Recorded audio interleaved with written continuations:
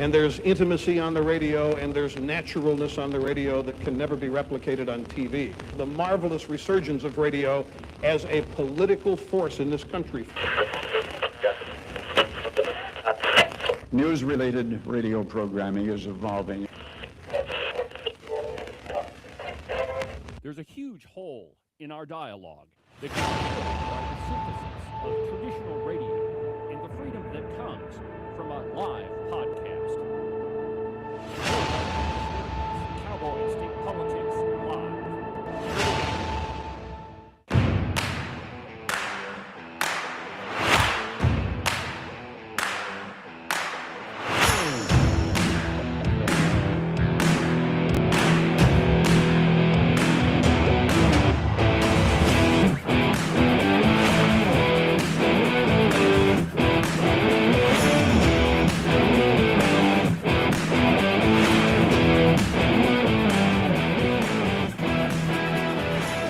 Good morning, my friends, and welcome to another fantastic installment from very high above all the puerile and insipid forms of Wyoming mainstream media. This is Cowboy State Politics. I, of course, am your illustrious host, David Iverson, firmly ensconced behind the silver Cowboy State Politics microphone and broadcasting to you from the base of the Bighorns at the Cowboy State Politics Studio in Sheridan, Wyoming. Good morning, my friends, and welcome to the program. Happy Wednesday. It's funny, the things that get burned into your memory. It's, how you remember some things and others you just forget. And, I don't know, I'm sure that everybody has the experience of, your friend may be saying, hey, do you remember when this happened? And you say, no, I have no recollection. And then there are those moments where I don't think that you're ever going to forget. One of those for my parents is the assassination of JFK. I mean, they were very young, but they can tell you exactly what was going on. And one of those big ones for me happened today in 1986 when the Challenger space shuttle exploded on national TV. And let me just kind of characterize this for a minute. I was sitting in class. I think maybe I was in first grade or second grade. Let's see here, 1986 means I was 8 years old. So it must have been first grade. Yeah, okay, all right. I got held back a little bit. That's another story entirely. I think we all kind of assumed that. Anyway, I remember the teacher wheeling the TV into the classroom, and it was a big deal because they had all the TVs going at the same time on the same channel. And this was way before that everybody had TVs in the classroom like they do now. It was on the little cart, I don't know what you call it, little lunch cart or whatever, but they roll it in and plug it in, and then we watched the Challenger take off. At least you had TV. Well, yeah, I mean, you had cave paintings, from what I've been told anyway. So all the TVs were in the classrooms, and I think this was probably one of the first broadcasts into schools that really had been successfully done. And unfortunately, every student in America, or pretty much every student in America, got to watch the Challenger explode. So here's a piece of that footage from 1986 on CNN.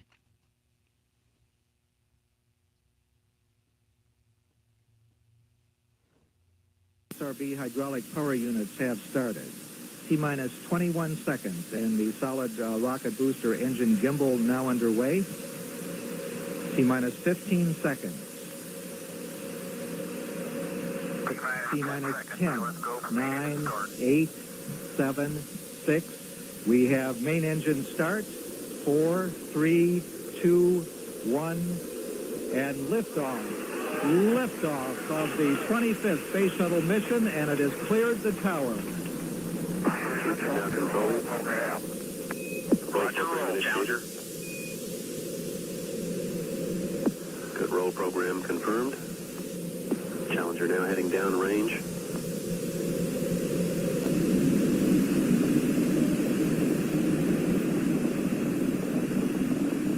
Engines beginning throttling down now at 94%. Normal throttle. throttles for most of the flight, 104%. We'll throttle down to 65% shortly. Engines at 65%, 3 engines running normally, 3 good fuel cells, 3 good APUs. Velocity 2,257 feet per second. Altitude 4.3 nautical miles. Downrange distance 3 nautical miles. So the 25th Space Shuttle mission is now on the way after more delays than NASA cares to count. This morning it looked as though they were not going to be able to get off. 1 minute 15 seconds. Velocity 2,900 feet per second. Altitude 9 nautical miles. Downrange distance 7 nautical miles.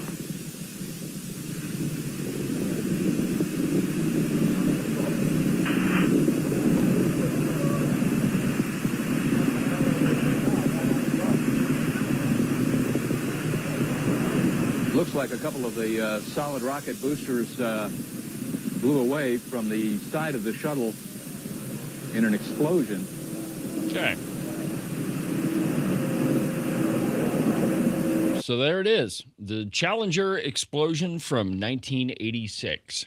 And, that, like I say, it was pretty incredible to watch. And even being a young child, they get you all excited. Hey, we're going to watch the space shuttle go off. And then it explodes in a really tragic event. One of those things that I firmly remember from a young childhood. So there you have it. Ken, any thoughts on that? Where were you on today, 1986? I was serving in the Army. I had a wife and 2 kids. Yeah. And a third one on the way. So you were over in the Gulf? No. That was 91. I was going to say, 1986. I served in the Army for a while. Evidently. How many years did you serve? Almost 10. 9 years, 9 months, and 3.5 days, but who's counting? Yeah, nobody was counting that at all. No. All right, my friends. Moving on with today's program, we have a decision where the PRCA is going to move their headquarters, and it is not going to be Cody, Wyoming. I don't know why Cody thinks that they should get everything. They already got our $20 million, or, what is now a $20 million boondoggle, shooting complex. Why they needed the PRCA headquarters, we'll never know. But it's going to Cheyenne. From the Cowboy, an article entitled PRCA votes to move headquarters, Hall of Fame and museum to Cheyenne, Wyoming. The Pro Rodeo Cowboys Association on Monday voted to move its headquarters, the Hall of Fame and museum, to Cheyenne in 2029. Cheyenne Frontier Days chief Tom Hirsig said that it's a rodeo equivalent of getting the NFL headquarters. In a monumental move for the rodeo world, the Professional Rodeo Cowboys Association has signaled their interest to move the Hall of Fame. God, they keep repeating themselves. Here's the 4th paragraph. The decision helps solidify discussions that have been taking place between the city's economic development organization, Cheyenne Leads, and the PRCA ahead of the Wyoming legislative session next month, when budget decisions will be made. The PRCA's move is contingent on funding for the move, as well as securing a suitable location for the headquarters, which officials say has no room for expansion at its current location near Pikes Peak, where it has existed since it opened in 1979. The PRCA Board of Directors deliberated for 2 days last week on close to a dozen offers it said it received, but it decided on Cheyenne and not Fort Worth, Texas, and not Cody, Wyoming. So, yay, another thing moving to Wyoming. And, I think this happened the way that it should have without the interference of government. It's too often that politicians get involved and mucky things up. And that almost happened in this case. But fortunately, everything's moving to Cheyenne. It's not over yet. Well, okay. That article said pending funding, and guess where they're going to lean? Well, probably. You should say no, Ken. No, just not even no, but, well, the other one too.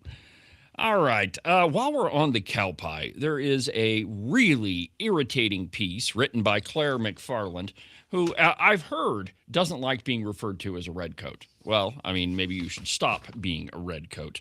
But listen to this. A piece entitled Weston County Clerk's Thursday Trial Canceled Due to Appeal. And I quote, the Weston County clerk accused of skipping a legislative subpoena was scheduled to go on trial Thursday in Casper until the judge ruled that her claims against the lawmakers who summoned her should be heard in a higher court first. That's according to a Monday order by Casper Circuit Judge Kevin Tahiri in the criminal case of Weston County Clerk Becky Hadlock.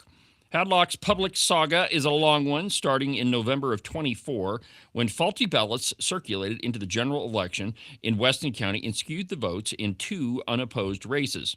It didn't just skew the votes in two races. There were undervotes across the election. One of them was in House District 1. The other was in the school board race. And the third one was in the county commissioner's race. Claire, can you get anything right? But here's the part that really irritates me. Quote, Hadlock took full responsibility for the errors at the time. Well, she didn't initially. The very first thing she said is all of those undervotes, they were all a protest vote against Chip Nyman. From the Newsletter Journal, in an article that was printed the day after the election in 2024, here's what it says, and I quote, she, Becky Hadlock, originally told Walter Sprague, who's he's like the reporter guy in Newcastle, that the significant number of undervotes were the result of a protest vote over the county commissioner's recent resolution declaring vacancies in the state legislature. The vacancy resolution was supported by Nyman, and he thought Hadlock's initial claim was preposterous. Quote, does no one know how to see a red flag? Something needs to be questioned, he said. To write it off as some kind of protest vote? My goodness, I can't imagine. Now, if you know Chip Nyman, that phrase, it is totally right up Chip's alley. Oh, my goodness. Oh, my stars. Oh, heavens to Betsy. All of those phrases you could probably attribute right to Chip Nyman. Nyman told the Newsletter Journal that constituents had contacted him to express concerns about Clerk Hadlock moving forward with certifying the results. Now, the truth is that later, after she had been questioned by the Newsletter Journal, after she had been woke up in the middle of the night by Secretary of State Chuck Gray, she went to bed on election night with all of the problems that, and think about this, thousands of undervotes come in, and you just go to bed. You think that there's not a problem. In fact, you know what? Let's go ahead and play the phone call that I have from Becky Hadlock. Now, this was from, I believe I called her the day after the election or the next day. I can't remember exactly. But listen very carefully to what she says. When I ask her, hey, was it normal to have all these undervotes? She says, well, there's normally undervotes, so that didn't bother me. Go ahead and play it, Ken. Maybe, or do I need to play it? Okay. County Clerk's Office, this is Becky. May I help you? Hi, is this Becky Hadlock, the Weston County Clerk? Uh-huh. Hi, my name is David with Cowboy State Politics. I was wondering if you had a couple minutes to visit about your election results. Sure. When did you first notice that there was a problem with the House District 1 race? Secretary Gray called me the night of the election. Woke her up. Okay, so you didn't see, when the results came in, you didn't see a problem with them at all, or? I didn't, because there were several races that had a lot of undervotes. Okay, so you're referring to enough. the county commissioner. All right, so she says that, no, she didn't see a problem with it because there were undervotes elsewhere. Now, it would be one thing if there were 100 undervotes, if perhaps there were 200 undervotes, or even 500 undervotes. But there were thousands of undervotes that happened in her county. And really what Becky Hadlock did is she had some ballots that were incorrectly printed. That was her fault. And then she realized the error. And then she had ballots that were correctly printed. Those were the ones where Chip Nyman actually got a vote. And then she must have mixed them all together. That's the only logical explanation that I can see. Now, here's the problem with this piece from the Cow Pie, is that in the end, Becky Hadlock changed her story to submit a false election report to the Secretary of State in which she claimed there were no problems with the Weston County election. So, the reason I bring this up and the reason I'm making a big deal out of it is this is typical of the Wyoming media because they're the biggest, well, I mean, allegedly the biggest news outlet in the state.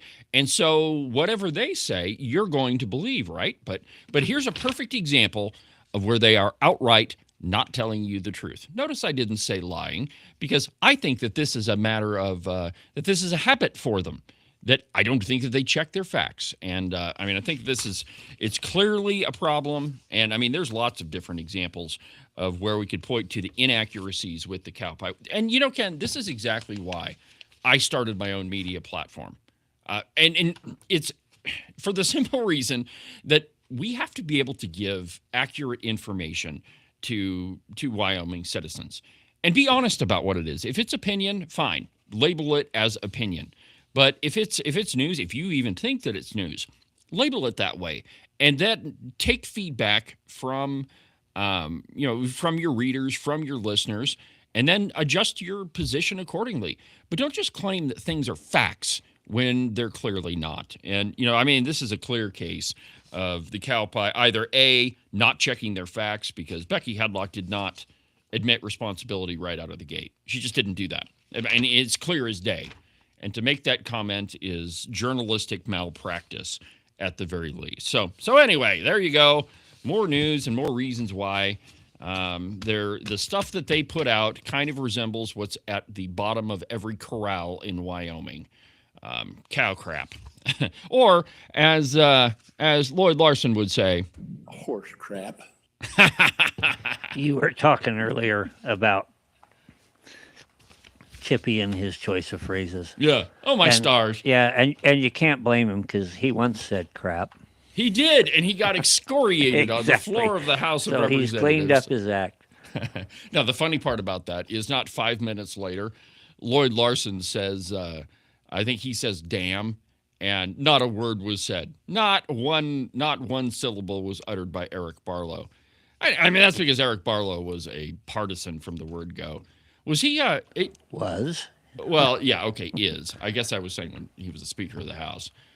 So was he the Speaker when you first got in, Ken? Or no, I came in under the reign of Chai Kam Sam. Chai Kam Sam. How could you ever forget? Are you ever going to forget him? I'm trying. Is it working? What do you think he's going to do next? I think he's going to run for Megan's seat. You think so? Yeah. I mean, that's the rumor on the street. Bring it. Yeah, well, he does have some pretty deep ties to the Wyoming Education Association, and he's allegedly the guy that ran that A version of the ESA bill. That's the one that got killed right out of the gate last session. No, it was the session before, right? Because Chip was Speaker of the House last session. Well, all I can say is that was an experience, and it's been much more pleasant having Chip and Scott up there. Well, he typified the bias that exists within the Wyoming legislature. That if you were on his side, if you were one of the redcoats, everything was golden for you. But if you were a conservative, you got nothing. It came down in this evidence, if you just want to fact check us on this. Go to the end of the session, and they had all the joint conference committees. And look who was assigned to each of those committees. It was virtually always about 6 or 8 of his special friends. I think on only one of them, maybe 2, he assigned anybody from the quote-unquote other side of the aisle, one of us, and then he loaded it up 2 to 1 so that your voice really wouldn't matter. So Tommy Strzok and I went and saw him as the session was closing. How did that go? Tell me the story there. There's not much to tell. We just sat down and got to say what we thought, and he kind of said, well, yeah, you're right. I probably should have been more fair and even-handed. And I just kind of left it, well, 2 things have happened here. I've learned the kind of people that you are, and maybe you will learn something from it in the future and not make the same mistake. And then that played into how we chose, how Chip chose the committees in the next session. Was he was trying not to make the same glaring mistakes. We loaded them up, but we gave them a voice, we gave them a representation. Well, so the way that if you look at committees in Congress in Washington D.C., whomever's in power has the majority in that committee. Okay, that Yeah, I mean you that stack a committee. that makes sense, It'd be foolish to do otherwise. right? But who is in the minority? I mean, there is not just one Democrat on the committee. Okay, so in Wyoming we don't have that many Democrats in the in the chambers. Ones but, with D's after their name, anyway. Yeah, anyway. But in Congress, you're going to have several people on the committee that are Democrats. They're just not in the minority. And the way that Chi-Com Som had it is you'd have the one token conservative, and none of them were chairman. Which that part I understand. Now, if you compare that to how Speaker Nyman has it set up, Well, except for appropriations, we did stack that one. well, yeah, appropriations is stacked, and that would make sense. Okay. There's Trey Sherwood on there. She's the token Democrat. And she's very good. I really like Trey. She's good at what she does. But the point I was getting to is there's one whole committee that's chaired. No, wait. Is there one committee or two committees that are chaired by redcoats? Well, I can think of one off the top of my There's head. Andrew Byron. I think He's there's got one two. of them. Well, and the other one would be Art Washit. Okay. Which one? Which committee does he have? I don't remember right now. It's still swimming there, 29. I'm thinking about other things, and they all got numbers with them. Yeah, fair enough. Fair enough. So anyway, Chi-Com Som, he loaded up the committees, and he never gave anybody, any of the conservatives a real voice. And if you watched the floor of the House, I mean, you could tell. And that played into what happened when we came into the budget session, our second trip into the House floor. The first thing we did was gang up because you had to have a 2/3 majority, and we killed a bunch of their committee bills. And they were screaming, "This has never been done. We don't kill committee bills because they're so..." Right. If you didn't have a voice in the committee, you haven't been heard. That means probably you got some problems with the bill. Right. It's probably a crap bill. Yeah. And they were, I thought. And a lot of them were. And what they were doing is taking personal bills. And by personal bills, I mean, bills that an individual came up with, and then they ran them through committee because the way the statistics work is that if it's a committee bill, it has a 60% chance of passing. Whereas if it's a individual bill, during the budget session, it's probably not going to get heard on the floor of the House. And even if it does, it's going to have to be one of the more important ones. So they took a lot of personal bills, ran them through a committee, and in that session, there was a glut of committee bills. And one of those happened to be Chi-Com Som's so-called education savings account bill, which really what it was is a giant entitlement. Which, and interestingly enough, that entitlement ended up on the ESA bill in the end anyway. But anyway, I mean, that's kind of like inside baseball into what it happens. And here's the, and maybe, I should let you in on this. One of the things I'm really excited about, and I alluded to this yesterday, is our nightly news program called The Roundup that the Open Range Record's going to do. Our hope is that, every day we're going to grab a couple people from the legislature and say, hey, come on over. Why don't you be on the news program with us? And we're going to sit down for an hour and just talk about what happened during the day. And, it's one of the reasons we rented the house that's really close to the Capitol. So it'd be pretty easy. Hey, you only have to walk, a block. And we'd walk right over there and do our news program. So anyway, super excited about that. And, maybe we can get some of these things fresh as they come off the legislative floor. Maybe you should have asked Chip if you could use his office. It's a little small. I mean, it's a really nice office, but if you're going to set up a news broadcast, you really don't have enough room to stretch out. And I've got some nice couches. They look nice on Airbnb. So anyway, moving on from the Washington Free Beacon. Who funds the groups harassing ICE agents in Minnesota? The left's premier foundations and dark money networks have given millions, records show. And I quote, When the Trump administration sent some 2,000 immigration agents to the Twin Cities area, they were met by activists who trailed their movements and harassed them outside their hotels. The activists are members of radical groups that together have received millions of dollars from the left's premier foundations and dark money networks, including George Soros' Open Society, the Ford Foundation, the Tides Foundation, the 1630 Fund, a Washington Free Beacon review found. At the center of the unrest is the Sunrise Movement, a left-wing group founded to fight climate change. And what climate change has to do with riots in Minneapolis, I have no idea. But anyway, they've since directed its local chapters to fight the Trump administration. For Sunrise Twin Cities, that means tormenting ICE agents on the ground. The group holds in-person action trainings on how to stop ICE and build a revolution. It also maintains a running list of the Twin Cities hotels housing ICE agents and organizes late-night noise demonstrations aimed at making it impossible for those hotels to operate. Sunrise is bankrolled by a who's who of deep-pocketed left-wing organizations. Open Societies has sent $2 million since 2019. Half of the money supported general social welfare activities.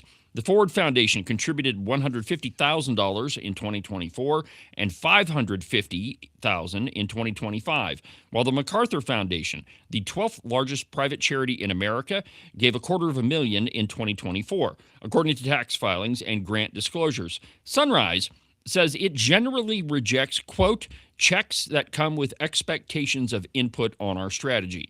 It also says that donations go to support its local chapters with, quote, materials, housing, technology, food, travel, training expenses, and more. Sunrise Twin Cities has collaborated with 2 other local groups to drive anti-ICE demonstrations. So, you know, not only are the demonstrations in Minneapolis not organic, it's not the people, it's not just grassroots folks that are mad at Donald Trump. It's not just your random everyday person that says, I am so upset with ICE, I'm going to go out and protest. These protests are funded by left-wing organizations, and though I have no proof of it, I would say that many of the protesters are being paid as well. That just logically follows. So, you know, the left is pretty organized when it comes to protests. Now, I'm not saying that the protests in, you know, your local communities are paid for by George Soros. That's not what I'm saying. But these larger demonstrations, Minneapolis, the ICE protests across the country, the George Floyd protests, a lot of them are paid for by left-wing organizations.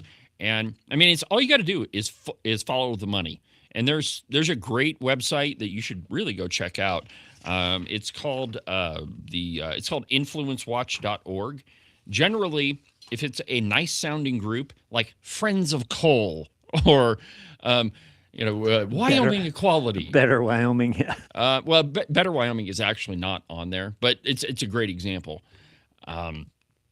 But you can find them on Influence Watch, and it'll tell you where the money goes. The Equality State Policy Center is on there. I don't know that it's been a while since I looked, but I think last time there wasn't that much of an extensive entry. But any nice sounding group, you would probably be able to find it on Influence Watch. So my former pal James O'Keefe. So we'll do that when we come back. I'll tell you about what James is up to and how he was in a very dangerous situation downtown Minneapolis. But first, let's go take a break. We'll be back in a minute.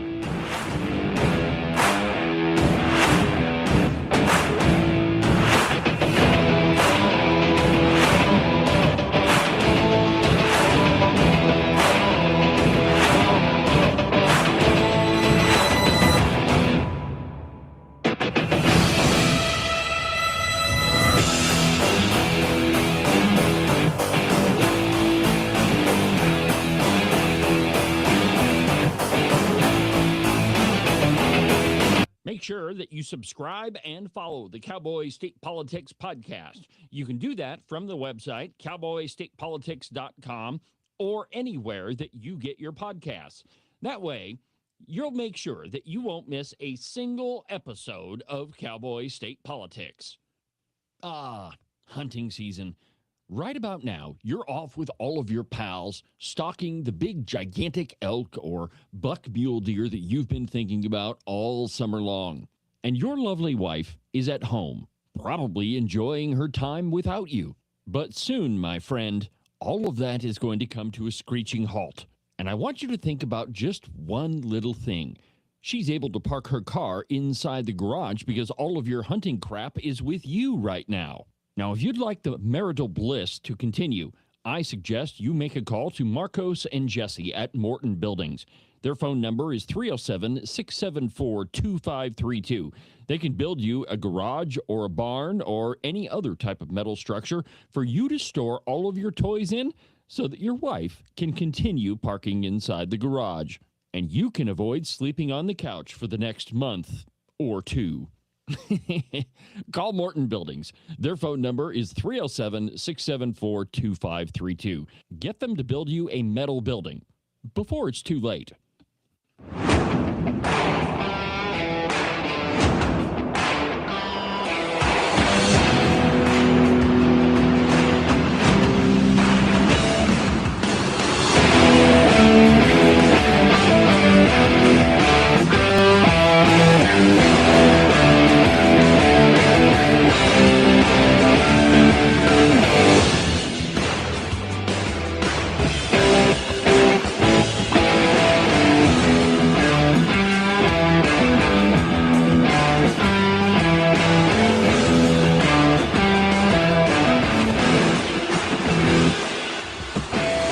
Welcome back to the program, Cowboy State Politics Live. I'm David Iverson, Wyoming's most listened to conservative program anyway. And I, of course, am your illustrious host, documented to be almost always right 99% of the time. Notice you said listened to. And if you notice this morning, I missed a couple of cues in getting the camera back on you. So that's really all they're doing right now is just listening to you. Well, there you go. And that's what I would prefer, to tell you the truth. You know, I do have a face for radio. That's absolutely true. No argument here on either one of us. Yeah, no kidding. But anyway, thank you for watching the program. I really appreciate it. Make sure that you don't miss a single moment of what happens on Cowboy State Politics. And one way that you can do that is to sign up for the newsletter, The Outrider. And it's I actually really enjoy putting them together. It's just another way for you and me to communicate. And you know, if you go to the website, cowboystatepolitics.com, the very first thing you'll see is a pop-up. And if you put your email address in there and hit submit, I'll put you on the list and send you a copy of the newsletter. It's totally free. It's just more information for you. By the way, you and me in that case was grammatically correct. Thank you. I was wondering. You know, I have people that check my grammar. I am kind of, I try to be, accurate. I try to have my grammar correct. And so that's why we have an editor with the Open Range Record. I have Ken to keep me on my toes, correct my grammar, as it were. So a guy I've known for quite a long time, James O'Keefe. Of course, he's gone out on his own to start he got fired from his own company, Project Veritas. That's what you get for setting up a board sometimes. You do that, you might get fired. Let that be a lesson to you, David. Yes, I have already learned this lesson. Thank you very much. There will be no boards with the Open Range Record. Well, anyway, O'Keefe Media Group was in Minneapolis, and they got into kind of a dangerous situation. So let me read to you a piece from his post on X, and then I've got a video with him in it. So from James O'Keefe's Twitter account, quote, I've never experienced anything quite like today in my life. I've interacted with the cartel and have witnessed some crazy things in the desert in 2024. But what strikes me is how organized these agitators in Minneapolis are. They have spotters everywhere in the city and the suburbs, on street corners, even 30 minutes away from downtown. They have people at hotels that work with them and signal to them, which making it difficult for us to lose our tail once my cover was blown. Usually I lose a tail, but not this time. We switched locations 3 times. I recorded and posted this while leaving the Wayzata. while they were still surveilling. We all agreed we must make the threats public as soon as possible, and even if we have people still in the field with hidden cameras. Earlier around noon, and then he says he released his report on Signal. But go ahead and play the video from James O'Keefe. Just take a listen. This is James O'Keefe in downtown Minneapolis. We have a team of undercover reporters still inside the mob. This is James O'Keefe in downtown Minneapolis. We have a team of undercover reporters still inside the mob. I was at the scene of the shooting, covering it this morning, and basically we barely got out of there alive. There were a few hundred that surrounded us, started throwing ice bottles at us. A few hit us, hit our vehicle. They were starting to rip off my bulletproof vest, so we got out of there. We were followed, we were tailed, and here we are right now. We just got this message, and it says, we know that you're in Minneapolis. You're with O'Keefe and his crew of Nazis. You're in a white Ford license plate. They actually wrote the license plate down from Florida. You have 1 hour to leave or you're dead. You have 1 hour to leave or you're dead. We are going to produce our footage, gathering everything we've got from this weekend. We're going to put our report together along with the hidden camera footage that we have. We still have undercover people in the field. Please pray for my team's safety. This is worse than anything I could have possibly imagined.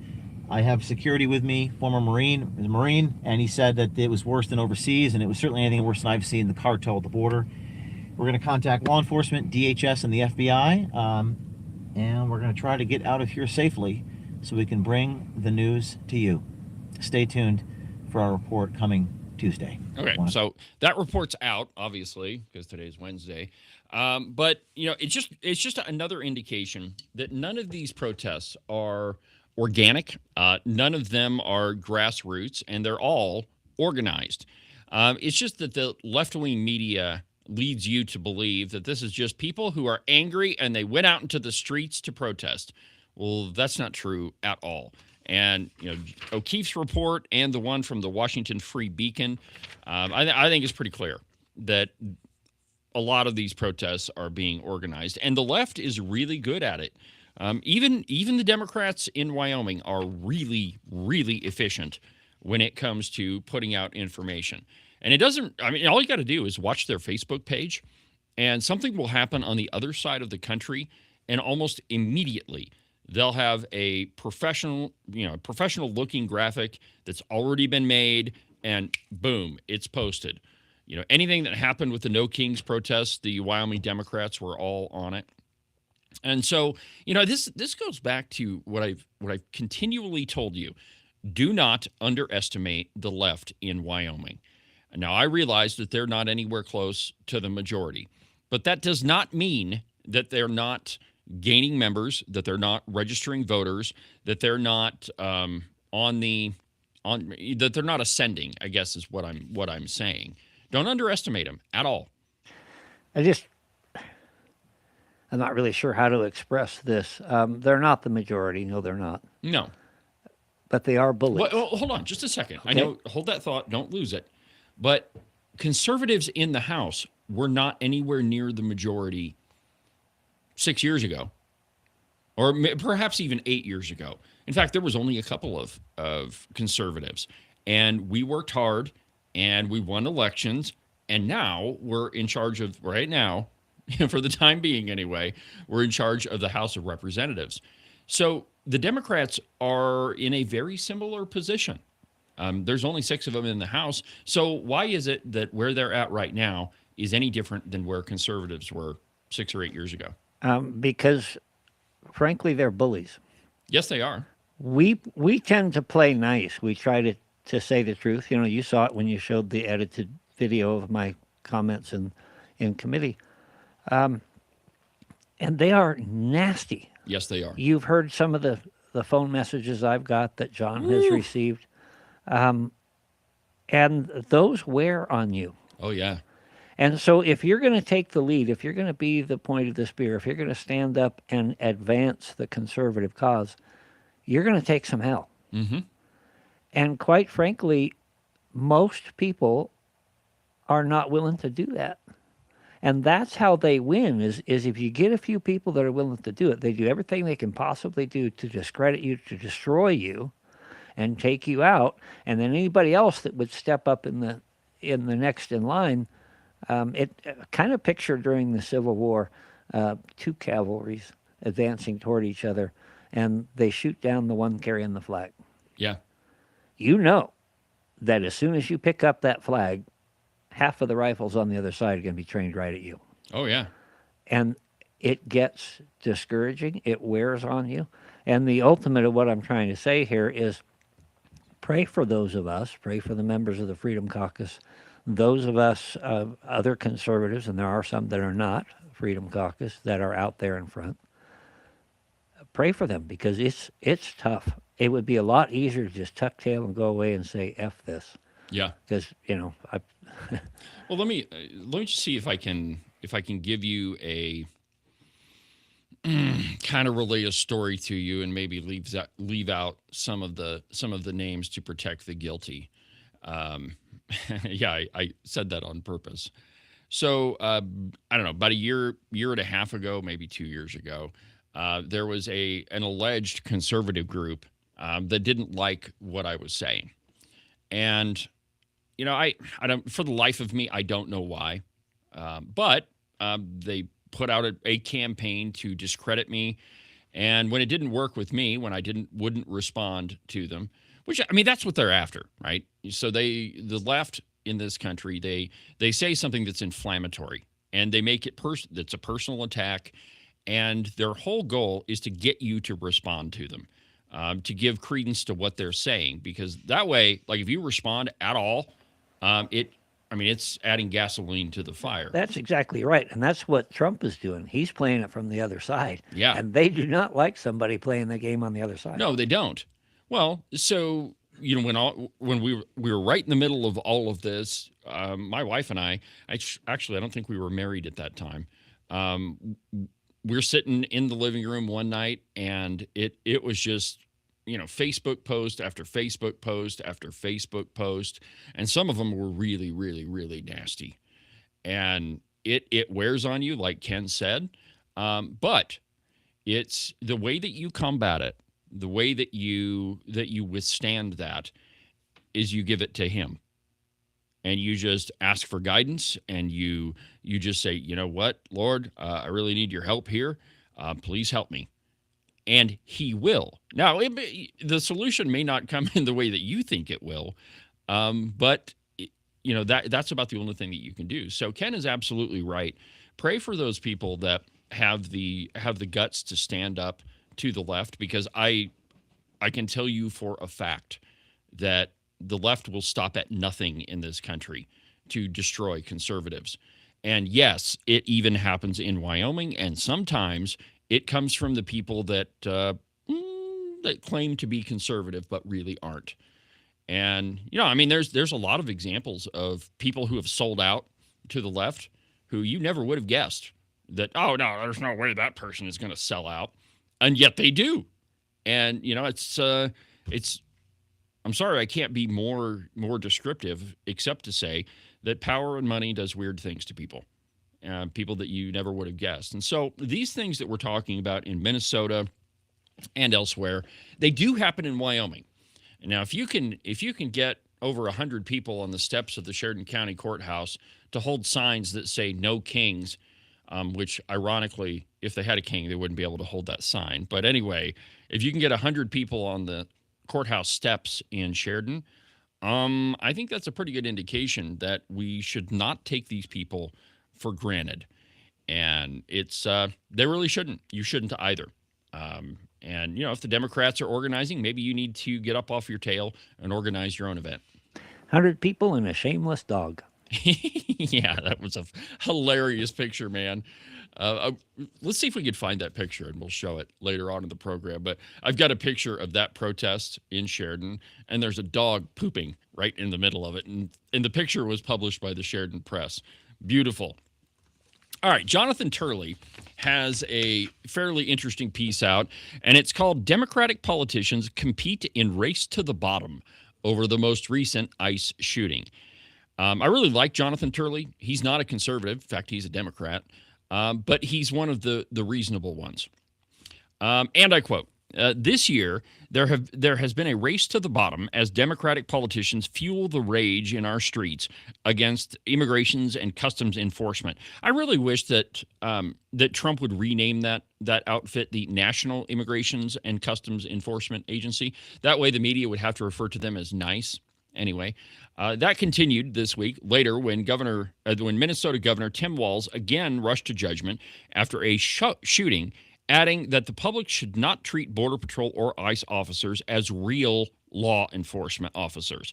However, rock bottom was finally reached by Arizona Attorney General Chris Mays, who not only said that she does not consider ICE officers to be real law enforcement, but raised the possibility of citizens shooting them under state law.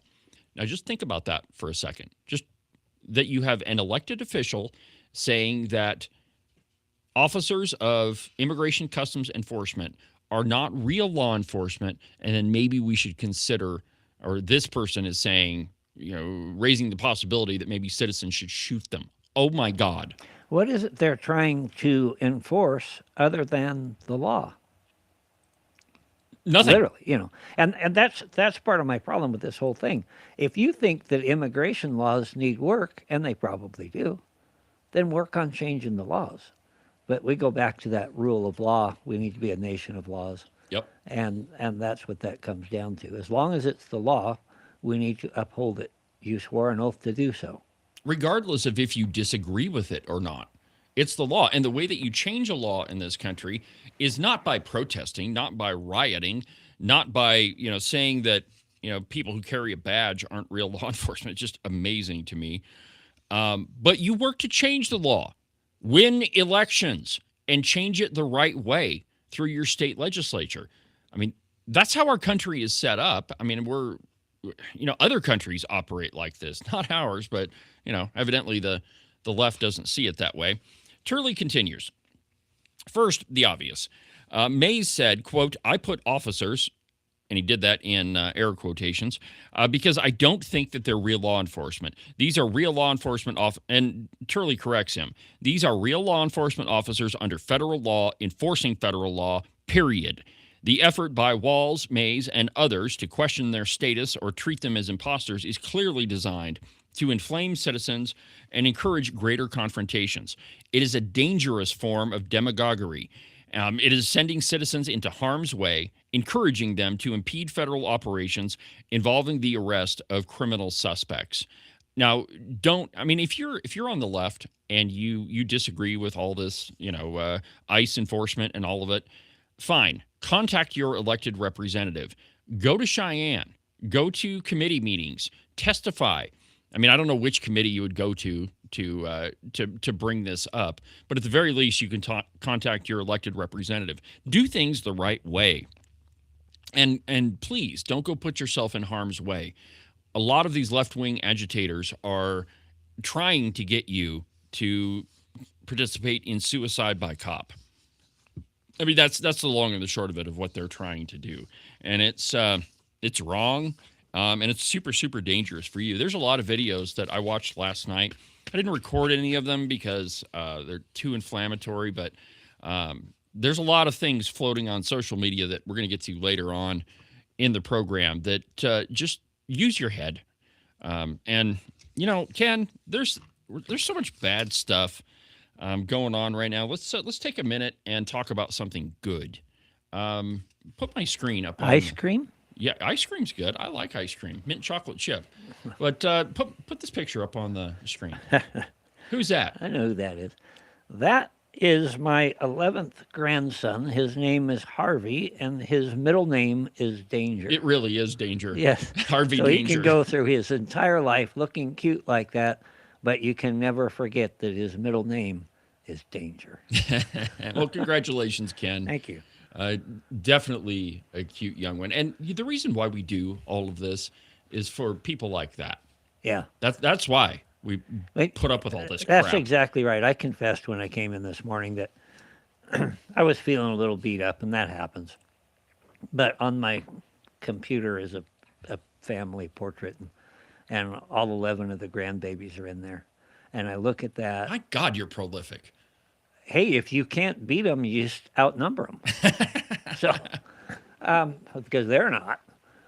Think of the other side of it too. We're the ones with the guns. That's true. That's true. But seriously, you look at that and you say, I want to leave them some semblance of the freedom and the nation that I had. And one last, there he is. There he is. You know, at one point, I'm sure my parents and your parents and, well, everybody's parents sat back and had this very conversation. You know, why is it that we're doing the things that we're doing? And it's so that we can leave a country that is better than the one we grew up in. That's kind of funny that you say that, because I literally remember meetings at my folks' house where they happened to be a bunch of church people. They came over there. In one particular case, and this is like 1966, 1967, they brought a bunch of rifles over, sealed them in a barrel, went up on Casper Mountain, dug a hole, and buried the barrel up there because they were afraid at that time. But they ever go dig it up? That's a whole nother story, but no. Really? Yeah. It's still there? It's still there as far as we know. Anyway, somebody probably building a house dug it up. But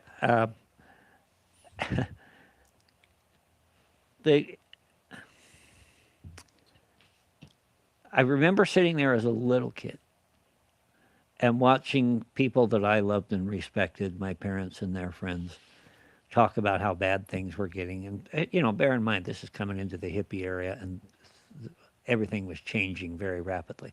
Whenever there's rapid change, those who were there before see it detrimentally, period. It goes generation after generation.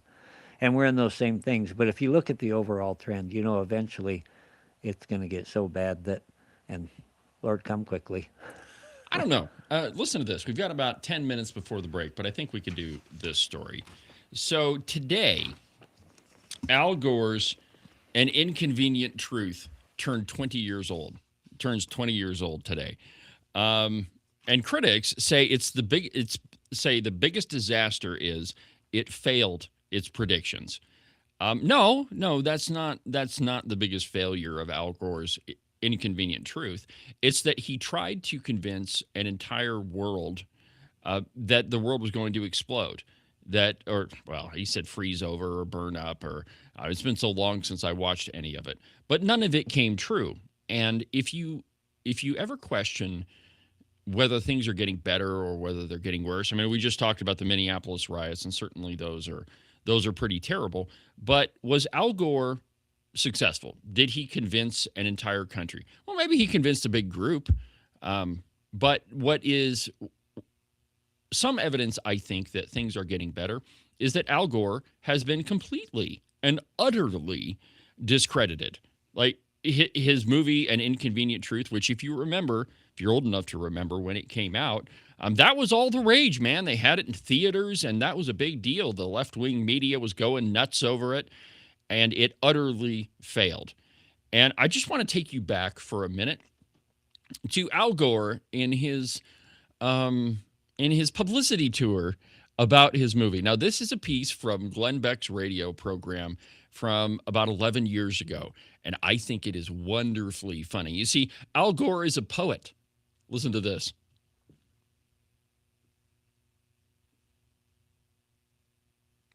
So he's on with Harry Smith, Al Gore. Yes. Here's Al Gore and Harry's reaction to the poem. One thin September soon, a floating continent disappears in midnight sun.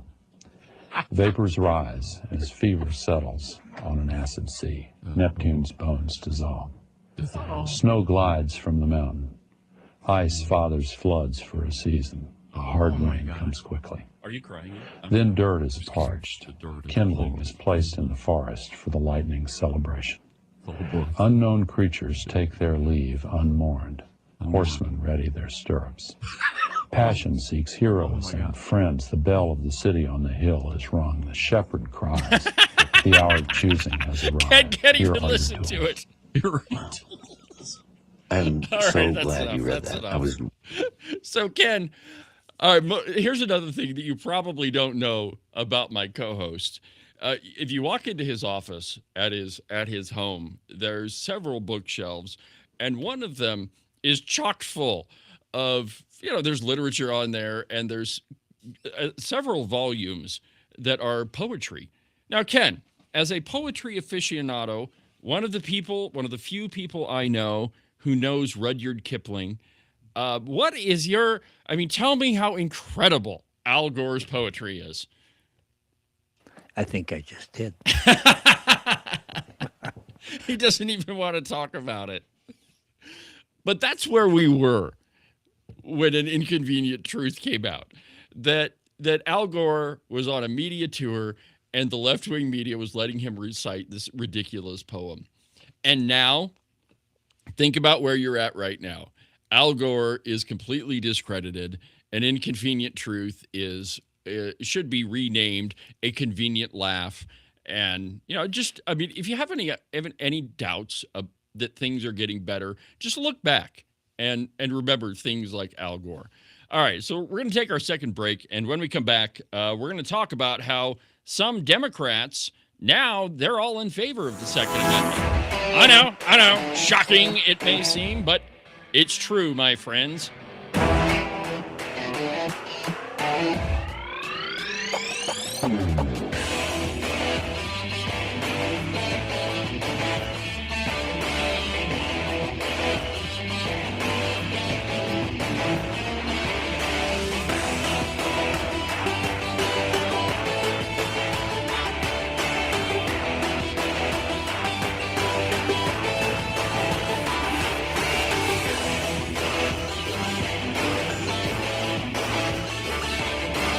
Yeah, I know.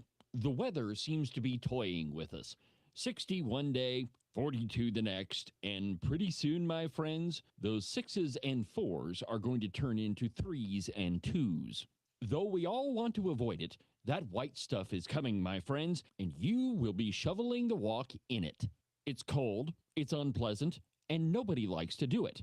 But you could make it just a little bit more comfortable and prevent your feet from turning into a giant block of ice. In fact, you could keep them nice and warm and toasty, and your toes will never even know that they're outside. The rest of you may be frozen solid, but at least your feet won't be. To make all this happen, you just need a pair of socks from the Buffalo Wool Company. They are the finest socks that I've ever put on my feet. To get you a pair, go to their website, thebuffalowoolco.com. Trust me, you won't be disappointed. Are you one of those guys that listen to the president just a little bit too closely and now you're tired of winning? Are you getting the feeling that there's been way too many good things happening in our country and you just can't take it anymore? Well, if you are, and you think you should follow Rosie O'Donnell's example and get the heck out of Dodge, you need to call Rebecca Bextel at eXp Realty. She'll make those foreign country living ideas a reality for you.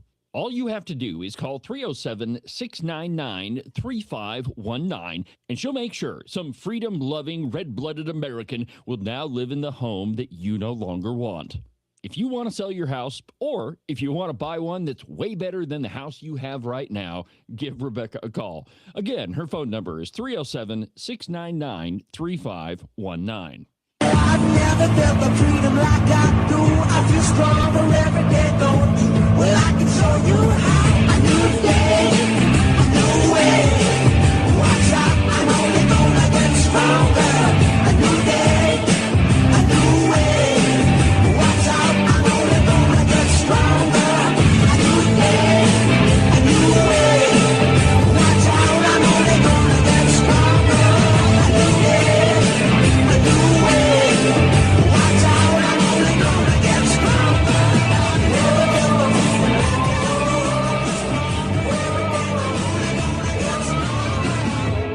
This program is only going to continue to expand. I mean, it's already gigantic, but, with the Cowboy State Politics Podcast, Cowboy State Politics Live, the Outrider, and now the Open Range Record, I don't know how they keep up with me, and I know that they do.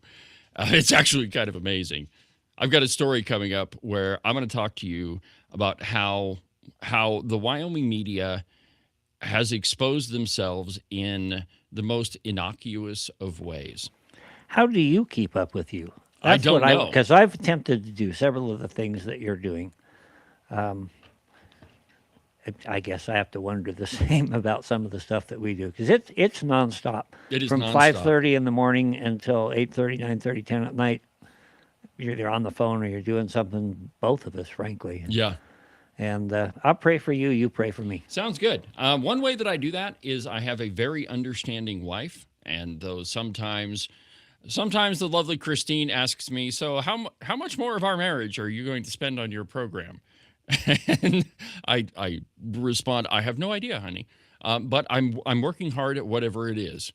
But pretty soon I'm going to have a story out that completely exposes the Wyoming media and catches them in their own lies, which is not all that hard to do. But when you say you're going to do one thing and you do another, and then you send an email to that effect, well, kind of shows exactly who you are. I wouldn't be talking about you, Matt Copeland, at Wyophile, but we'll get there. So the Democrats have decided that they're now pro-gun. I know. It's many people will not believe this story, but it is true. From justthenews.com, Republicans and Democrats have switched jerseys on guns at the Minneapolis protests. And I quote, "A number of Trump administration officials, along with Democratic leaders and gun control groups, seem to switch jerseys on the Second Amendment and whether it was okay to bring a firearm to a protest in the wake of the shooting of Alex Pretty by federal agents in Minneapolis over the weekend." Now, Pretty was shot by federal law enforcement in Minneapolis shortly after being disarmed by one of the officers as the Border Patrol agents sought to restrain him on the ground during a chaotic scrum on Saturday. There's that word again. J.D. Wasserberger used that word with me, and I hadn't heard it for a long time. Well, here it is a second time. Must be more rugby players than we know. It must be. So, first question, do you have the right to carry a gun at a protest? I certainly hope so. I wouldn't go there unarmed. So there's nothing in the Second Amendment that says except at protests or except in public buildings or except in schools. The Second Amendment is pretty clear. You have a right to carry a gun, period, without exception. Yeah, so is the Wyoming Constitution, for that matter. The state constitution shall not be denied. Yes. And now I haven't looked at the Minnesota Constitution, but I imagine it probably says something similar. But now, and just think about this, there have been a lot of Republicans, even the president, who are suggesting that maybe that guy shouldn't have been carrying a firearm at the protest. So first thing with this article, yes, you do have a right to carry a gun. Period. Don't even think that you don't. The Minnesota Constitution, I looked it up, says it's okay to carry guns, eh? Yeah, yes. Key federal officials, including the Department of Homeland Security Secretary Kristi Noem, have suggested that the fact that Pretty was on the streets of Minneapolis during anti-ICE activities while carrying a concealed weapon and multiple ammunition magazines de facto demonstrated that he was not actually there to protest peacefully. Now, we're going to take this a piece at a time. Is that what that says? That because he had a gun on him, that he wasn't there to protest peacefully? I don't think that says that at all in any way. In fact, I may be carrying a gun pretty much everywhere I go. Does that mean that I'm there to not act peacefully? Does it mean that I'm there to, create chaos and, try to shoot somebody? No, it doesn't mean that at all. It means that I'm prepared to defend myself is what that means. And we cannot suggest anything else for Mr. Pretty. So just the few paragraphs that were into this story, I think the guy was totally within his rights to carry a gun. Conversely, Democrats like California Governor Gavin Newsom and a host of gun control groups who have all long sought to limit gun rights and to criminalize the carrying of firearms at public protests purported to defend Pretty's Second Amendment right to be armed. Minnesota police have reportedly said that Pretty, quote, was legally permitted to carry a concealed weapon. DHS and President Donald Trump shared a photo of Pretty's alleged gun after the shooting. Now, he was shot multiple times by officers within moments of his pistol being removed from his waistband holster by one of the agents. A number of Republican lawmakers have called for an investigation. Noem and FBI Director Kash Patel, Treasury Secretary Scott Bessent, and other Trump officials all seem to suggest that the act itself of showing up with a concealed firearm, even a legally concealed one, was an indicator of non-peaceful or violent intent by Pretty. Again, I ask, is that what that says? No, it isn't. The Second Amendment is very clear. The right of the people to keep and bear arms shall not be infringed. Period. And there's no exceptions in there. Now, I think if Pretty was in the middle of a violent protest, regardless of which side he was on, and he was not carrying, perhaps he should examine his the measures he's taking to defend himself. Now, the Democrats, and here's the interesting part of it, all of the politicians are trying to, they're doing a little CYA. Now, probably, and you really can't tell from the video of Mr. Pretty being shot what happened, but he's clearly on the ground. And then all of a sudden, you hear a couple shots, and that's it. So you don't know if he tried to pull the weapon. What the administration, what law enforcement is saying is that's what happened, and that's what precipitated the cops, the ICE agents that were there shooting him. So here's the other thing that I will tell you, that if you are carrying a concealed weapon and you get, let's say you get pulled over, one of the very first things you should do is tell the officer that you're armed. You should. If you have a concealed weapons permit, which you don't need in Wyoming, I don't have one anymore. I should go get one. But what you should do is pull your driver's license and the concealed weapons permit and hand them both to the cop. But you should just be open with the police officer. Now, if you haven't done that, and you obviously you know that you're carrying a gun and you're having an interaction with law enforcement, you should not in any way move your hand anywhere in the vicinity of that firearm, because if you do, you're probably going to get shot. And a cop in many cases, they would absolutely be justified in doing so. Police officers are trained to protect themselves, and they have to. And you, as a citizen, are legally obligated to follow the directions of the police. I mean, that's just what you do. My dad and I were driving over the mountain a couple of years ago. We had to go pick something up. And we're going along, and we're just talking politics, and we missed a speed limit sign. It was in a construction zone. So he gets pulled over, and I told him, I said, Dad, pull your concealed weapons permit and just hand it to him. And he said, why? I'm like, well, because one, you need to be open with the police officer, and two, might help if we're being honest with him. just might. Ken, what do you got? There's an old joke. You probably heard it, but if not, you need to hear it again. Guy gets pulled over. Cop comes up, and the guy behind the wheel says, I just think I need to let you know, officer, I've got a 9mm on my hip. I got a 45 in the glove box. There's an AR and a shotgun in the trunk. Mm-hmm. And the cop looks at him and says, what are you so afraid of? He says, nothing. Exactly right. Okay, so now the Democrats and the Republicans are kind of switching side here. So from Just the News, quote, meanwhile, even though Newsom and a host of left-wing gun control groups have relentlessly sought to restrict the Second Amendment rights and to ban the legalized carrying of firearms at public demonstrations over the alleged danger this posed, they are now defending his right to carry a pistol. The pro-Second Amendment Gun Owners Caucus said Saturday that it was, quote, deeply concerned by the shooting of Pretty, stating that, quote, according to local officials, the man was legally armed, a firearm was recovered at the scene, and he is believed to have been a lawful gun owner, which that phrase right there, you're an American citizen, you're a lawful gun owner, and he was a permit to carry holder. Dana Lash, a popular conservative commentator and former NRA spokeswoman, also weighed in. Quote, Yes, you can absolutely carry at a protest. Anyone that tells you otherwise is an anti-2A statist. No, you absolutely cannot interrupt a federal op while armed and tussle with law enforcement officers. That's how tragic things happen. This isn't rocket science.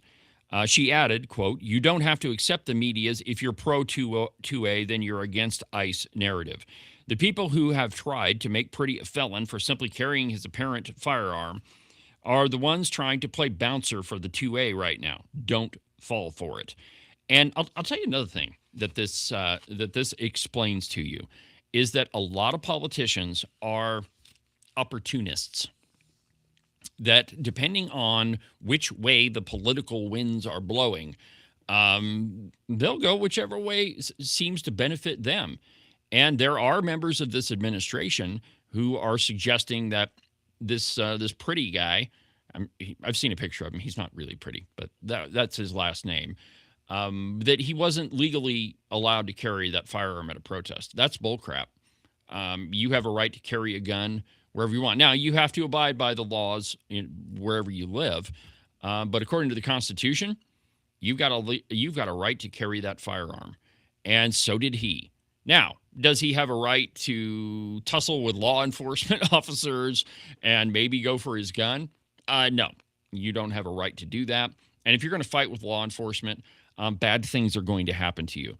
The least of which is probably going to end in handcuffs and you being thrown to the ground. The worst of which could end up with you getting shot. So, this is really interesting how you have two groups that they've kind of switched sides. What do you make of this, 29? Was that your bones or is that the microphone? No, it's the mic stand. There was a quote, one of the early quotes from President Trump. And just to be fair, there are several things Trump has done, even in his first administration, that I raised my eyebrows and I didn't like. I don't remember exactly what he said, but he was saying the guy shouldn't have been carrying. Mm-hmm. And, you and I carry virtually everywhere we go. That's a different mentality. And that's what I see out of this, is it begins to separate the sheep from the goats. How do you think? And you said something earlier that kind of made me think a little bit differently. You said you carry to defend yourself. Mm-hmm. This may sound a little bit holier than thou. I carry to defend other people. Well, okay. And, well, I think it's the same implicit. thing. It's the same thing. But the first thing I think about, and one of the reasons is, when I actually decided to begin to carry, was clear back at Columbine. Okay. I was working at somebody's house just a few blocks from there and listening to the news as it came down and thought, this is stupid. You got two thugs in there. Just go in and kick their ass. Yep. Okay, maybe that sounds oversimple, and trust me, I understand firefights. Shortly after there, somebody walked into the New Life Church in Colorado Springs and opened fire, and an off-duty female police officer dropped him in his tracks. Yep. That's why I started carrying. I wasn't particularly worried about me, and at that time, nobody knew who I was. Now that things have changed a little bit, I kind of lean a little more toward your thought when I put that thing on every morning. I considered myself a peacekeeper.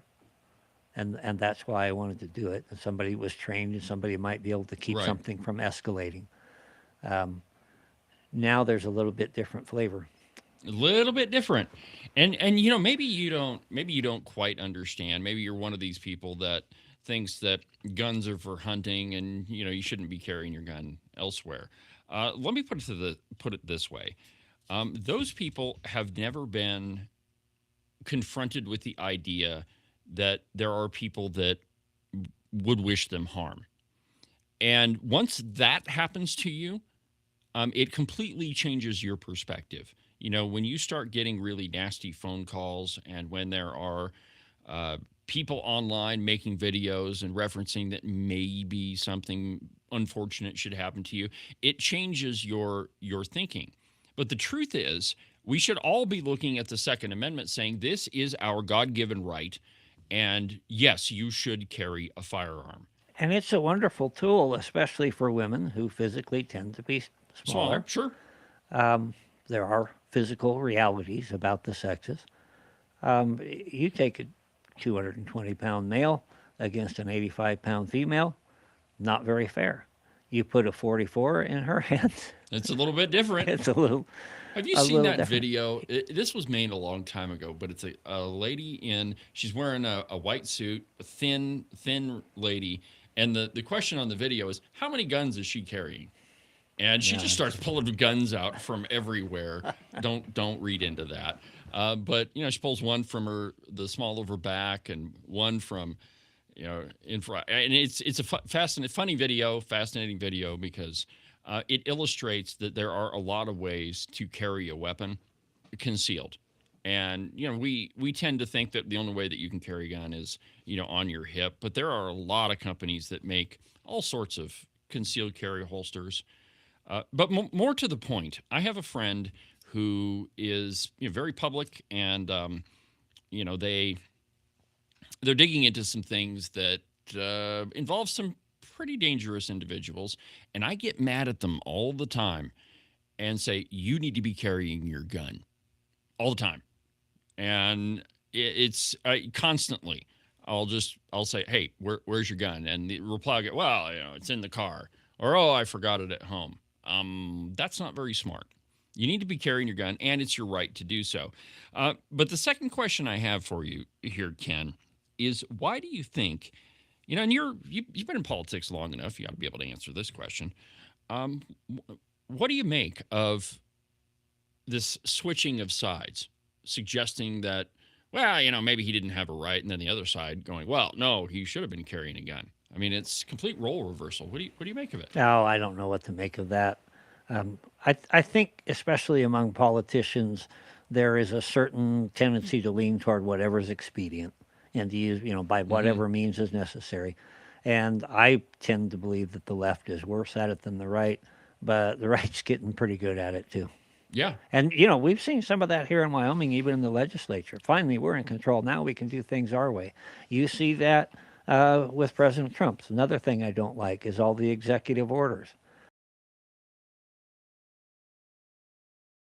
Changes, and it's really not how America was designed to work. Right. It's more going back to that rule of law. If you disagree with things, work through the process and change the law. Sure. And the thought occurred to me, like when you were talking before. Imagine, think about how polite our society was when everybody was carrying guns. I mean, think about that, right? And you've often said, years ago, early 1900s, late 1800s, if you insulted somebody, you were very careful how you said things. You might end up drawing pistols out in front of the building. Yeah, or swords.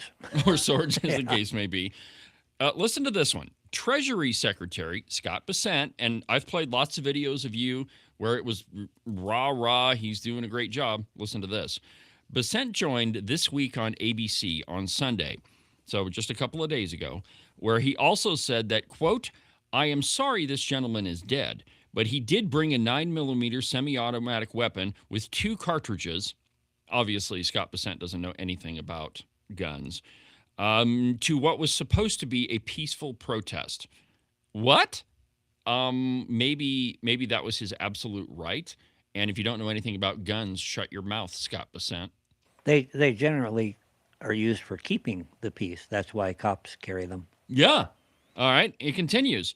When it was noted by journalist Jonathan Carl that there was no evidence that Priddy had brandished his gun, Bessent explained, quote, but he brought a gun. He brought a gun. Carl referenced the Second Amendment, and Jonathan Carl is not a conservative, by the way. He is left of the lefties. Carl referenced the Second Amendment, and Bessent repeatedly asked Carl if he'd ever been to a protest, with Carl saying he had only gone as a journalist, not as a protester. I've been to a protest, Bessent said. Guess what? I didn't bring a gun. I brought a billboard. What a moron.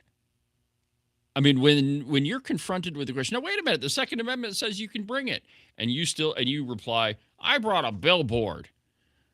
And Scott Bessent, he's supposedly one of the rock stars in the Trump administration. Border Patrol leader Greg Bavino said on Sunday on CNN that, quote, "We respect the Second Amendment right, but those rights don't count when you riot and assault, delay, obstruct, and impede law enforcement officers, and most especially when you mean to do that beforehand." I don't know about that. It does count when you protest. It does count when you are planning to go protest. It does count when you are contacted by police officers, though you should act differently. It always counts, but how you conduct yourself changes when you are approached by law enforcement, because we are legally legally bound to follow the instructions of law enforcement. So you act differently. But, Mr. Greg Bavino, the Second Amendment always counts. You shouldn't be on national media saying it only counts in these areas. That logic leads to a really terrible place, meaning that the government, people in law enforcement, can change the Constitution to fit their narrative. That's not how it works. The Constitution means what it says, and it doesn't say what it doesn't say. And in this case, you have a right to keep and bear arms, and you also have a duty to follow the instructions of law enforcement. Now, where this pretty guy went awry is he didn't follow the instructions of law enforcement. And again, it is really difficult from the video to tell what happened. All I can tell you is that up until the point at which he was contacted by law enforcement, and right before he started to tangle with them, he was absolutely within his rights. So when I went to Germany with the Army, they had a orientation course over there. They'd tell you about what it was like to live in Germany, and they taught you a few words like beer. Like beer. Yeah, that's the first German word I learned. And they had a little talk about dealing with the Polizei. Okay. And they said, in Germany, there's no such thing as police brutality.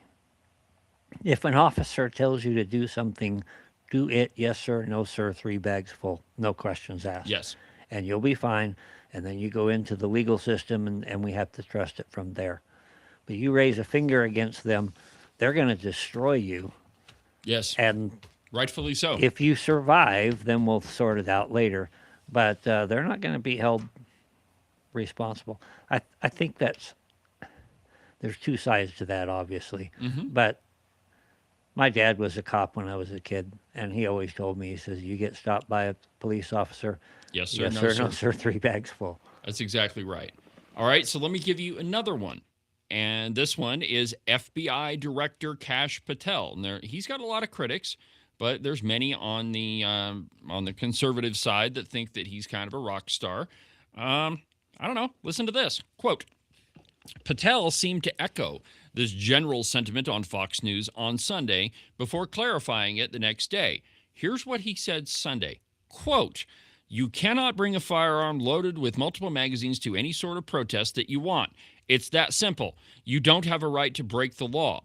No one who wants to be peaceful shows up at a protest with a firearm that is loaded with 2 full magazines. I want to see a firearm loaded with 2 full magazines. Yeah, me too. Yeah, I've seen the ones, you flip one over the other direction, but only one magazine's loaded at a time. I know. Okay, so beyond that, it's kind of a wonder that Kash Patel doesn't really know what he's talking about either. But what about the first part of his comment? You cannot bring a firearm loaded with multiple magazines to any sort of protest that you want. Yes, you can. That is your constitutional right. Now, you have with rights come responsibilities, and you have the responsibility to conduct yourself within the bounds of the law when you're carrying a firearm. In fact, when you are carrying a firearm, there are many laws that specifically apply to you. Let me give you one. So if you pull your firearm and you use it, you are responsible for the terminal location of that bullet. Wherever it ends up, that is your responsibility. And so if you shoot it and it ends up hitting somebody else, that's your fault, right? You're not getting out of that. You are responsible for the use of your firearm. However, that doesn't mean that you can't take it to a protest, Kash Patel. It doesn't mean that you can't carry it anywhere that you want. The Second Amendment doesn't have exceptions in it. And this guy is the head of the FBI. The Minnesota Gun Owners Caucus responded to Patel by arguing, quote, that is completely incorrect on Minnesota law, and that there is no prohibition on a permit holder carrying his firearm loaded and with multiple magazines. And again, they keep using that phrase, but as Ken pointed out, you carry additional magazines. You don't load it with additional magazines. Anyway, there's nothing stopping you from carrying it. Patel seemed to reframe his argument on Monday when he joined conservative influencer Benny Johnson's podcast. Quote, we've always said that we're going to defend, absolutely, your right to peacefully protest under the First Amendment. And we're also going to uphold your right to bear arms under the Second Amendment. That's never changed. We're going to equally protect all of those, Patel said. Well, that's not what he said the day before. The only thing we're not going to do is allow any of those amendments to be violated when you pursue a course of action of violence against law enforcement. Okay, that last part, he's correct. But what he said the day before, absolutely wrong. You have a right to carry your firearm. In Wyoming, you can carry it pretty much everywhere. Pretty much. Pretty much. Not in a courtroom. I think it's worth pointing out, we say we have a constitutional right to carry. Yes. And technically, I don't think that's accurate. We have a God-given right to self-defense. Yes. And the Constitution, rather than granting us that liberty or that it's right, a list. the Constitution tells the government what they cannot do. It's a restriction on government. So I just thought it was worth making that statement. No, you're absolutely right. And thank you for correcting me that the Constitution does tell the government what it can't do. Now, listen to what a federal prosecutor said about this. Quote, Bill S.I. Lee, the first assistant U.S. attorney for the Central District of California, said on X this weekend, quote, if you approach law enforcement with a gun, there's a high likelihood that they will be legally justified in shooting you. Don't do it. So that's the part where, maybe pretty got sideways with the law. But again, I can't tell from the video what was going on. The only thing you can see is a pile of bodies, and then you hear two shots, and that's it. But you can't see what happened in there. So the point at which, all the way up until he was tangling with law enforcement, he was absolutely within his rights. And for politicians to suggest that he's not is not only wrong, it shows your ignorance of the Second Amendment. Let's see here. What else we got in here?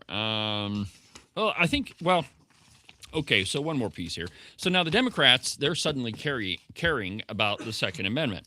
Rob Romano, the litigation and intelligence coordinator for the Firearms Policy Coalition Action Foundation, put out a flurry of tweets on X detailing the apparent hypocrisy of multiple gun control groups and leaders. Newsom responded to the commentary from Bessent by tweeting that the Trump administration does not believe in the Second Amendment. Good to know. The California governor has long sought to restrict guns. Let's see here. Gabby Giffords sought to criminalize concealed carry at protests and now defends Pretty carrying a gun. Okay, so this is going back and forth. But I think the long and the short of this is you need to be darn sure of what your rights are under the Constitution. You need to be darn sure what your responsibilities are. And from what I can tell from this piece, stop listening to these stupid politicians because they don't know what the hell they're talking about.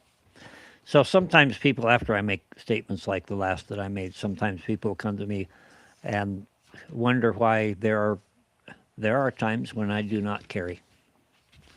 In the purest in me knows that God has given me that right to self-defense. But the honest truth of it is, if you challenge that with the way things are right now, and you carry where you should not be carrying, it's very likely not going to end. It's not going to be good for you. Yeah, and that risk is higher. And then the other thing with the police with yes or no, sir, 3 bags full, there may well come a point when the tyranny comes to the point where we rise up. Yes. We're not there yet. No, but this is good advice for all of your rights, that you need to know them. I mean, take 20 minutes and read the Constitution. Take 40 minutes and read the Wyoming Constitution.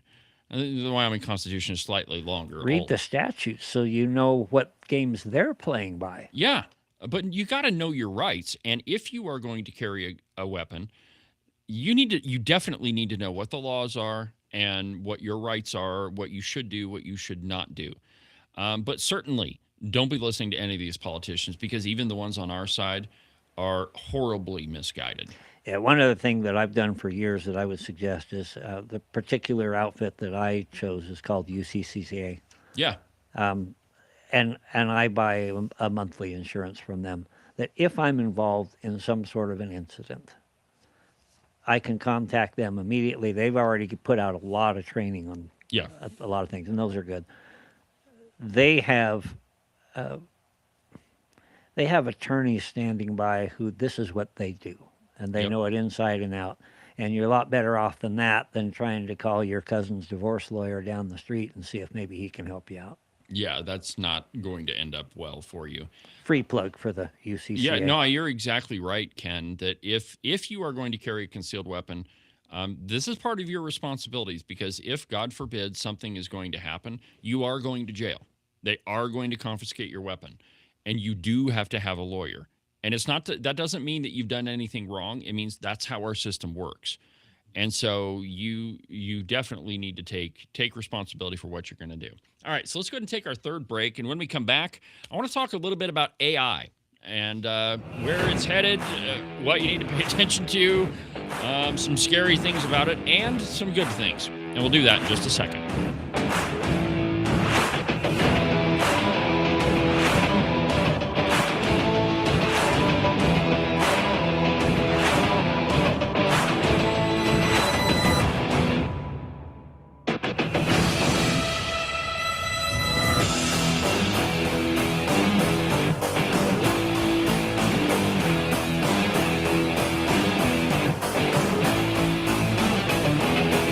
Make sure that you subscribe and follow the Cowboy State Politics podcast. You can do that from the website, cowboystatepolitics.com, or anywhere that you get your podcasts.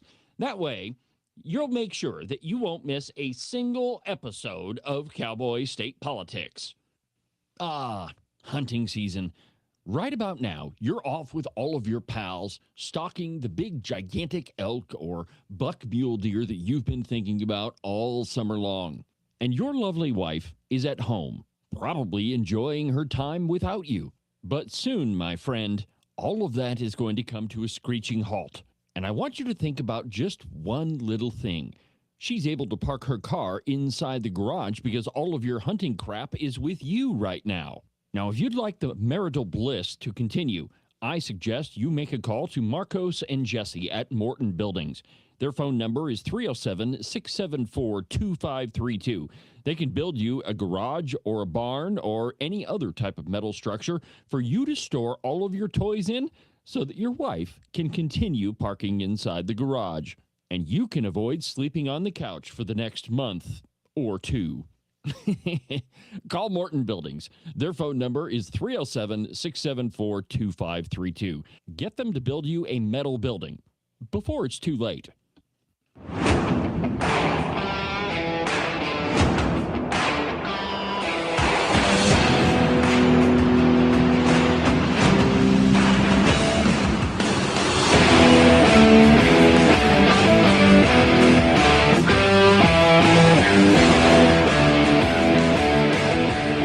Welcome back to the program, Cowboy State Politics Live. I'm David Iverson with you on a Wednesday. Thank you for watching the program. I really appreciate it. If you didn't get a copy of the Outrider, the official newsletter of Cowboy State Politics, that's because you didn't go to my website and you didn't give me your email address. So go to the website, cowboystatepolitics.com, fill out the pop-up that shows up and hit submit, and I will send you a copy of the newsletter. And a lot of it is just whatever I covered during the week. And yesterday, I mean, it was a great one. And if you want a copy of it, I'll still send you yesterday's version if you sign up for it today. So go ahead and do that. So for a long time, I have told you that there are some real dangers with AI. And, one of them is pretty simple. You just imagine this scenario. Let's say that you're in the middle of a divorce proceeding. God forbid. And it's really ugly. Which, by the way, there are no divorces that are really, really nice. All of them get pretty ugly at one point or another. Even the most calmest ones. Which AI are you talking about here? Because you need, where I'm going with that. Yeah. Do we need to do a paternity test or? Well, I wouldn't suggest you try. I mean, I'm sure it would give you an answer. Because you're going AI, and then you get into divorce, and I get a little confused. You need to keep listening here. Keep your thought train on the tracks, Agent 29. Hard to do. All right, so let's imagine that you're in the middle of a divorce proceeding, and the person you're in the lawsuit with, which a divorce is a lawsuit, they walk in and they've got a video of you with the neighbor doing something untoward, and you know that you never did it. But the video sure as heck looks like you. It's your face, and it is not very flattering. What are you going to do? I mean, it looks legitimate.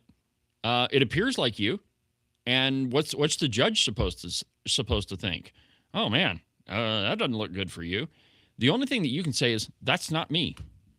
Okay, we are not that far from being able to do that with AI. In fact, we may very well be there. That's pretty scary. So AI, I think, it's like everything else, needs to be used in its proper box. Let me give you an example. So to build the open range record, I leaned heavily on AI.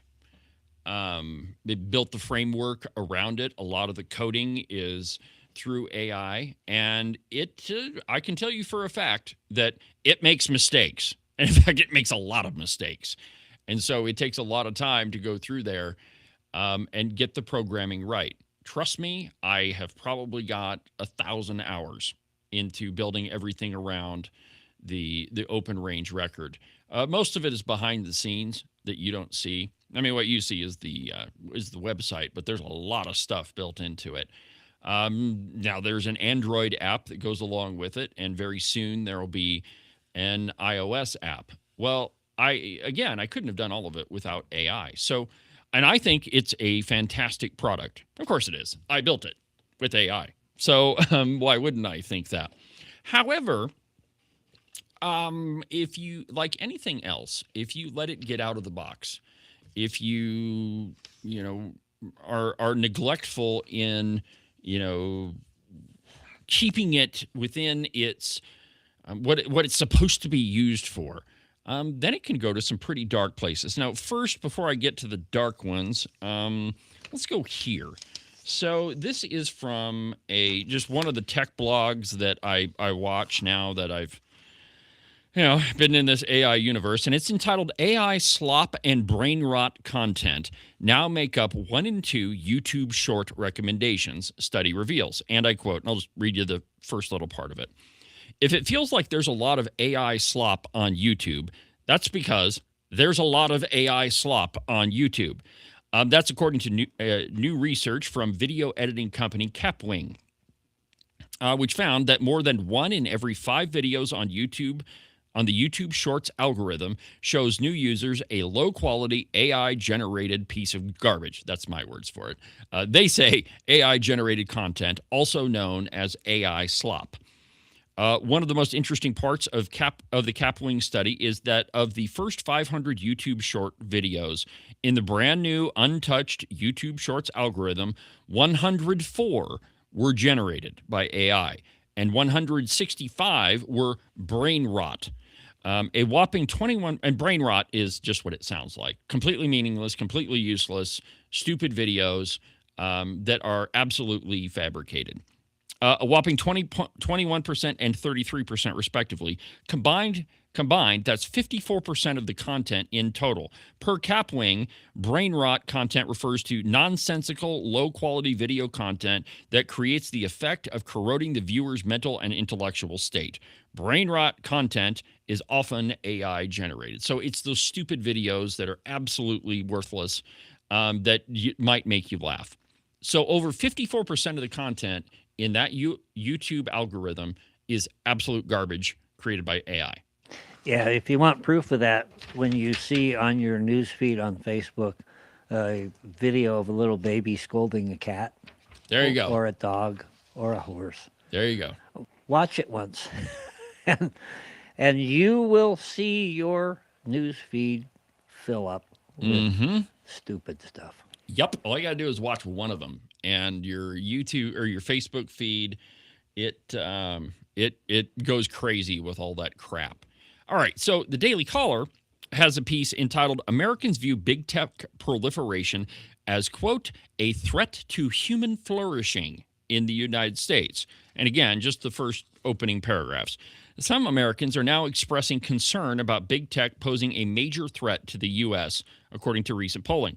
A Gallup poll released on January 15th found that nearly a third of Americans view big tech as the biggest future threat to the country, compared with 45% who say the same about big government, probably both conservatives, and only 20% who selected big business. Analysts told the Daily Caller News Foundation that perceived threats from big technology companies may be on the rise in America due to increased concerns over potentially harmful impacts of using social media apps and artificial intelligence programs. Quote, "Our concern is the high-profile harm to children, both from social media and now AI chatbots." Daniel Cochran, senior research associate with the Heritage Foundation for Technology, told the Daily Caller, quote, "With social media, you have so many examples of young children being shown exotic, harmful content. On the AI side, of course, you have these chatbots that are engaging in sensual conversations with minors, such as conversations of a sexual nature."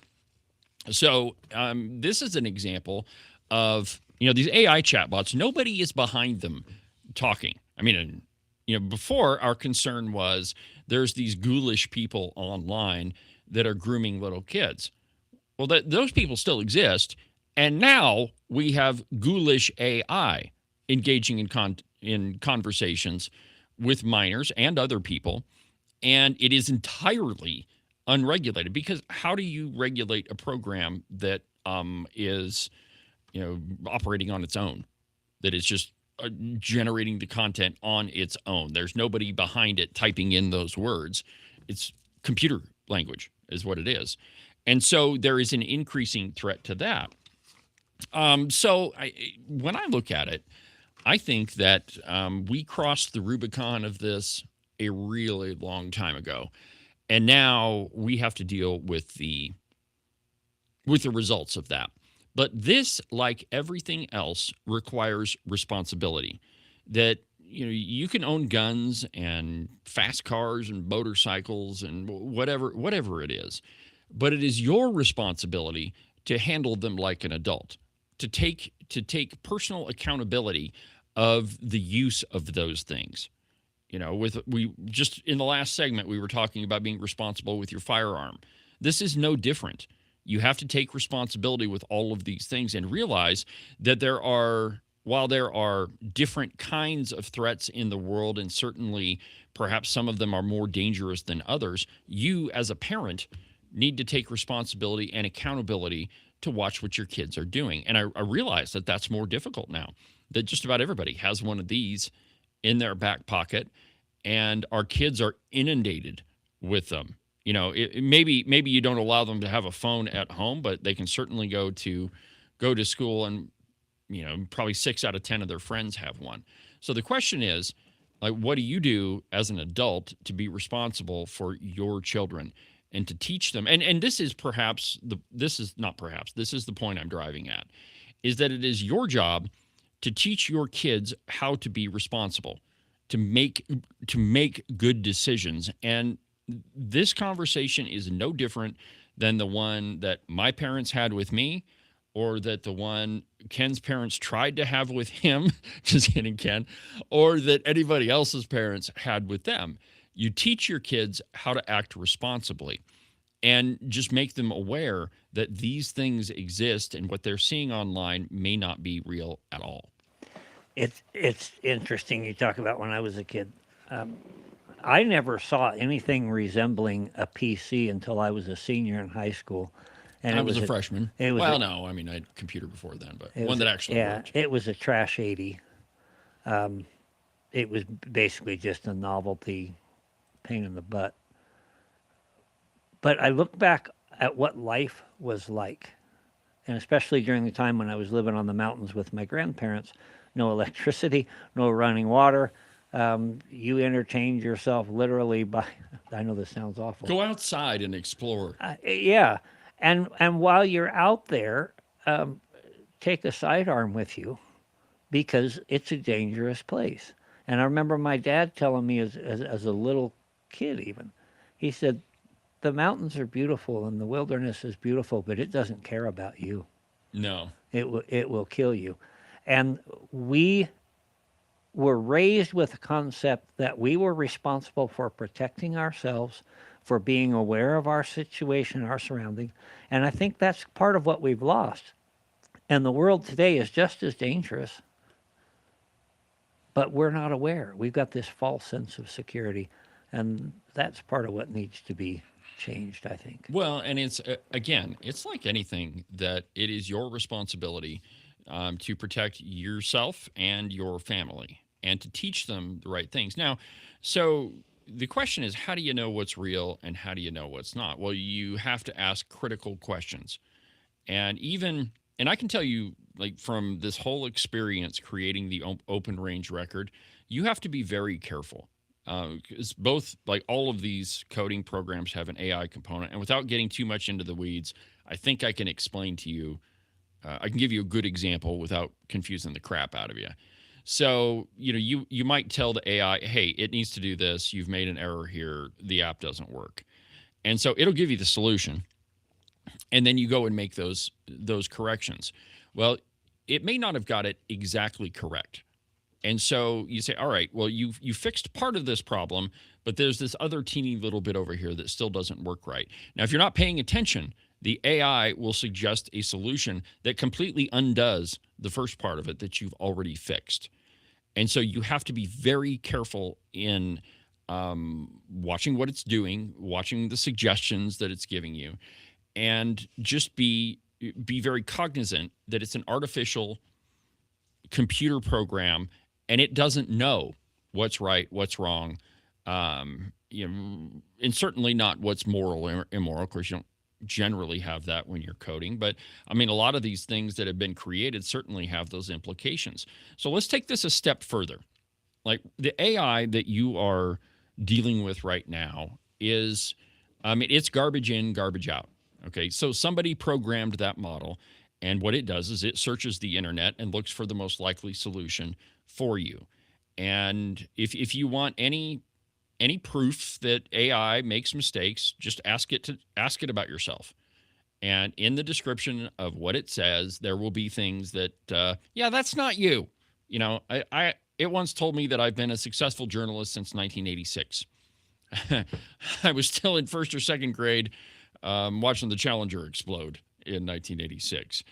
But the next step, I fear, is that we will have artificial general intelligence, that we will move past the Overton window, and we will have AI that is thinking on its own, that is reasoning on its own without the influence of human beings. Now, that's a very, very scary place. There have been a lot of movies that have been made about how terrifying that can be. Yeah. Terminator being one of them. These carbon-based units have infected the planet.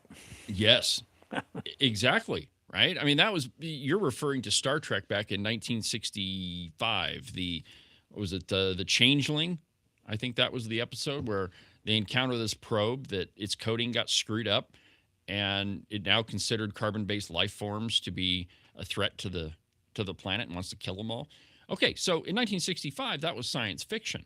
But think about where you are right now. Now, we got AI things writing computer code for you. I mean, I've been working with it for 6 months. So, again, what is required here is that you think critically about the things that you're confronted with, and that you teach yourself and your children to be critical of these things. Okay, and just, it used to be that, and this is only a couple of years ago, don't use Wikipedia as a source. Okay, Wikipedia is not a published news source. Don't use it. It's bad. Now, maybe look at the references down below, but you're not going to cite Wikipedia. Right? Now, where we're at right now is don't use AI as a source. Maybe look at the articles that it looked at, but Grok is not a source. Anthropic is not a source. ChatGPT may make funny and cute pictures, but don't quote it as a source because it's not. And so again, you just have to be critical about the things that you encounter, and just be responsible about it. And that, I think, is the biggest problem with our society, is that very few of us try to take responsibility for anything that we can do. You can go to the front page of the Cowboy right now, and there's at least a couple of stories of people who are not taking responsibilities for the things that they did. And so that problem is no different than any other problem we have dealt with for the entirety of mankind. That it has always existed and it will always exist. That you have to you have to hold yourself accountable, hold your friends accountable, and be responsible. All right, well, that pretty much burns up another busy broadcast, 2 hours on the program, or almost 2 hours. Have a good afternoon, and we'll talk again tomorrow. But for now, I'm David Iverson, and this is Cowboy State Politics. See you tomorrow, my friends.